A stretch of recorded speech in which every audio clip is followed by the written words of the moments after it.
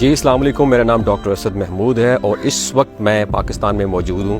پاکستان میں نے ایک منظر دیکھا جس کا خلاصہ میں آپ لوگوں کے ساتھ پیش کرنا چاہتا ہوں۔ یاد رکھیے گا، جو انگریز افسران ہندوستان میں ملازمت کرنے کے بعد واپس انگلینڈ جاتے تو ان کو وہاں پبلک پوسٹ کی ذمہ داری نہ دی جاتی۔ دلیل یہ تھی کہ تم ایک غلام قوم پر حکومت کر کے آئے ہو، جس سے تمہارے اطوار اور رویے میں معمولی سی تبدیلی آ گئی ہے۔ یہاں اگر اس طرح کی کوئی رسپانسبلٹی تمہیں دی گئی تو تم آزاد انگریز قوم کو بھی اسی طرح ہینڈل یعنی ڈیل کرو گے۔ ایک انگریز خاتون کا قصہ بیان کرنا چاہتا ہوں کہ ایک انگریز خاتون جس کا شوہر برطانوی دور میں پاک و ہند میں سول سروس کا آفیسر تھا۔ خاتون نے زندگی کے کئی سال ہندوستان کے مختلف علاقوں میں گزارے۔ واپسی پر اس نے اپنی یادداشتوں پر مبنی بہت ہی خوبصورت کتاب لکھی۔ خاتون نے لکھا کہ میرا شوہر جب ایک ضلع کا ایک ڈسٹرکٹ کا ڈپٹی کمشنر تھا، اس وقت میرا بیٹا تقریباً 4 سال کا اور بیٹی 1 سال کی تھی۔ ڈپٹی کمشنر کو ملنے والی کئی ایکڑ پر محیط رہائش گاہ میں ہم لوگ رہائش پذیر تھے۔ ڈی سی صاحب کے گھر اور خاندان کی خدمت گزاری پر کئی 100 افراد مامور تھے۔ روز پارٹیاں ہوتی، شکار کے پروگرام بنتے، ضلع کے بڑے بڑے زمیندار نواب ہمارے ہاں ہمیں اپنے گھر مدعو کرنا باعث فخر سمجھتے، اور جس کے ہاں ہم چلے جاتے وہ اپنی اسے عزت افزائی سمجھتا۔ ہمارے ٹھاٹ باٹ ایسے تھے کہ برطانیہ میں ملکہ اور شاہی خاندان کو بھی مشکل سے ہی میسر تھے۔ ٹرین کے سفر کے دوران نوابی ٹھاٹ سے آراستہ ایک عالیشان ڈبہ ڈپٹی کمشنر صاحب کی فیملی کے لیے مخصوص ہوتا تھا۔ جب ہم ٹرین میں سوار ہوتے تو سفید لباس میں ملبوس ڈرائیور ہمارے سامنے دونوں ہاتھ باندھ کر کھڑا ہو جاتا اور سفر کے آغاز کی اجازت طلب کرتا۔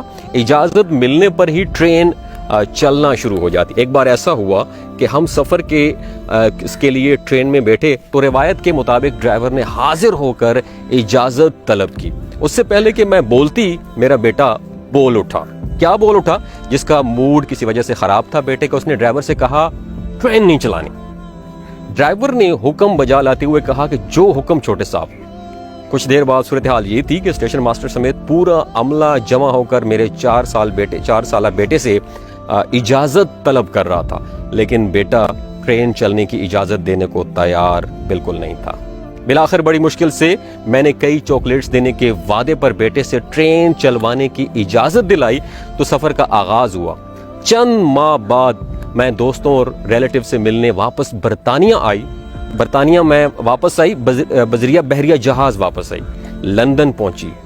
ہماری منزل ویلز کی ایک کاؤنٹی تھی جس کے لیے ہم نے ٹرین کا سفر کرنا تھا۔ بیٹی اور بیٹے کو اسٹیشن کے ایک بینچ پر بٹھا کر میں ٹکٹ لینے چلی گئی۔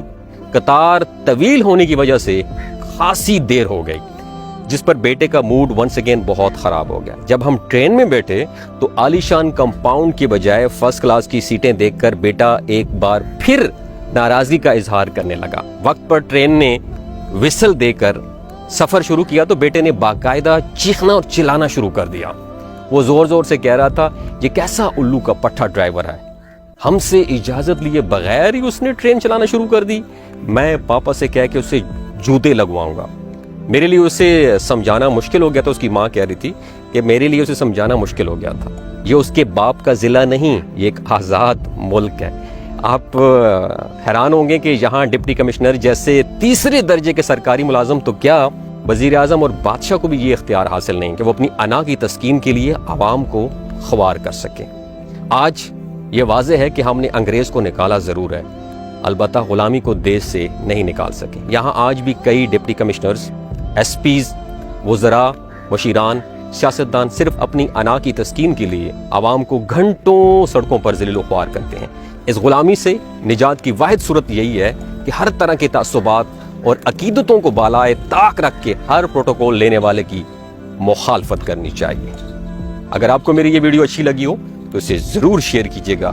ہو سکتا ہے آپ کی اس چھوٹی سی کاوش سے پاکستان میں پروٹوکول کا کلچر ختم ہو سکے۔ اپنا ڈھیروں خیال رکھیے گا۔